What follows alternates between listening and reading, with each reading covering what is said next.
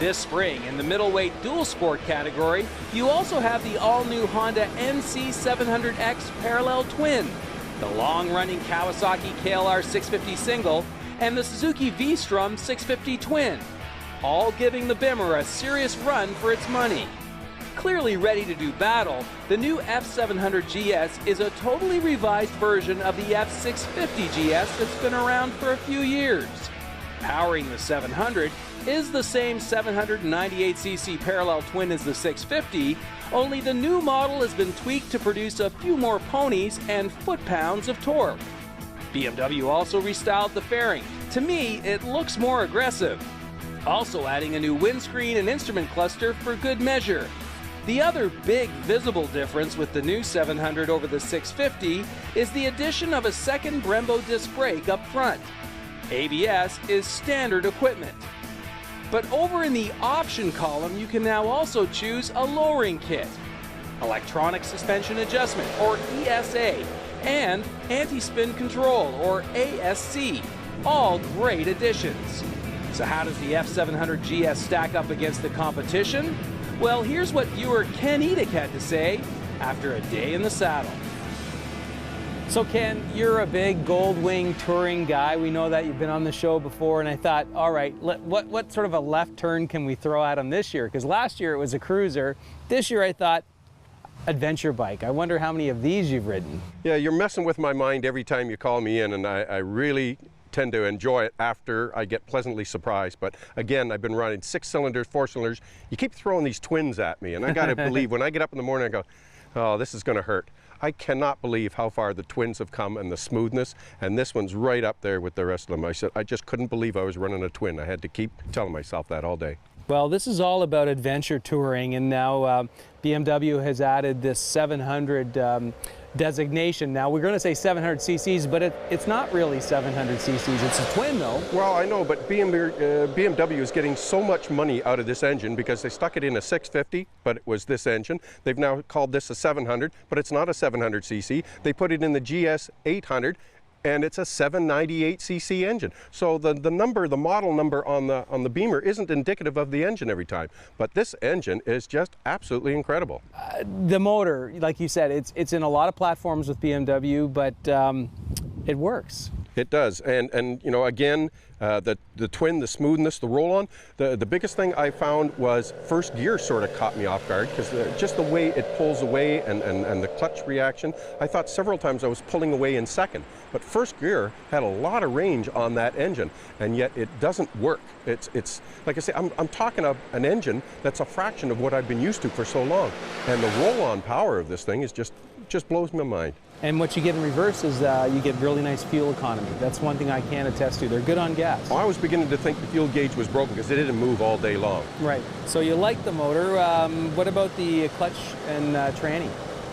BMW fit and finish of the mechanic part is just where all the other ones are. Butter smooth. The click gear was beautiful. It was solid. And the 6-speed gearbox, just the power band is incredible for the fact that it's adventure riding. I'm not sure exactly what that entails, but it's no slouch when it comes to getting it out on the highway too. Now the 650 GS came with a single disc. When you move up to the 700 GS, you get the dual discs, ABS as well. So how did you find the stopping power? Dead on. I mean, very smooth, very responsive. This particular one, the rear brake pedal is not set up exactly where I would put it, so there was a lot of travel before it got into the game. So I was doing a lot of my braking through the front, but smooth, not surprising. But if you wanted to clamp down, solid all the way. Yeah, it's very, pulls right down and very smooth through the whole range. Terrific. Now, adventure riding, adventure sport riding is all about having a lot of wheel travel and a lot of suspension. The bikes tend to be tall. This isn't a particularly tall bike, but you know, how did you find the suspension? Yeah, I guess, you know, adventure bikes, like you say, are notoriously tall, and I'm 6 foot, and I know I've been on a lot of those bikes, and I'm tippy-toe. I am flat foot on this with no problem, and I was doing a little reading up to say that this is their entry-level adventure bike. And they've detuned the total impact of the 798cc engine. Right. So they detuned it a bit. They've taken shorter shock and travel suspension considerations, and this is the lowest seat they can put on it. so it appeals to a lot more people that would be turned off because they are typically so tall, yet still left enough clearance for off-roading in the adventure mode.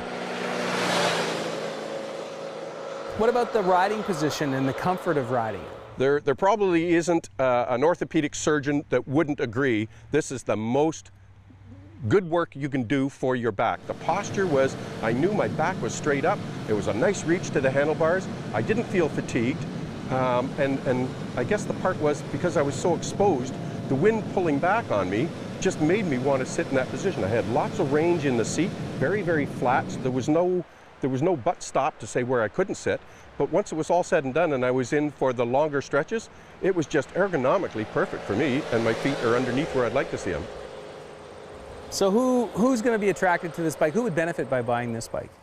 Myself, somebody that doesn't know anything about adventure riding. This was not as abrupt and dramatic. Yeah. It was very. It's got very nice street manners, and yet I wasn't even thinking about the fact of going onto that gravel or that grass where I would have on my large touring machine. Right. Then these aren't the most aggressive tires by any stretch of the imagination. Yeah. It's obviously designed to somebody that'll do 70-80% street riding and still 20-30% off-roading without having to worry about what that entails. So overall, what's your summary feelings about this particular bike? I love it. You keep doing this to me. I've got the biggest behemoth of bikes around, and when I come back to my roots of a simpler bike without all the fancy doodads around it, the power to weight ratio, the nimbleness of wanting to be out there in the wind, this one addresses it with a ride that doesn't shake up my spine. And I'm getting too old to be shuck around too much.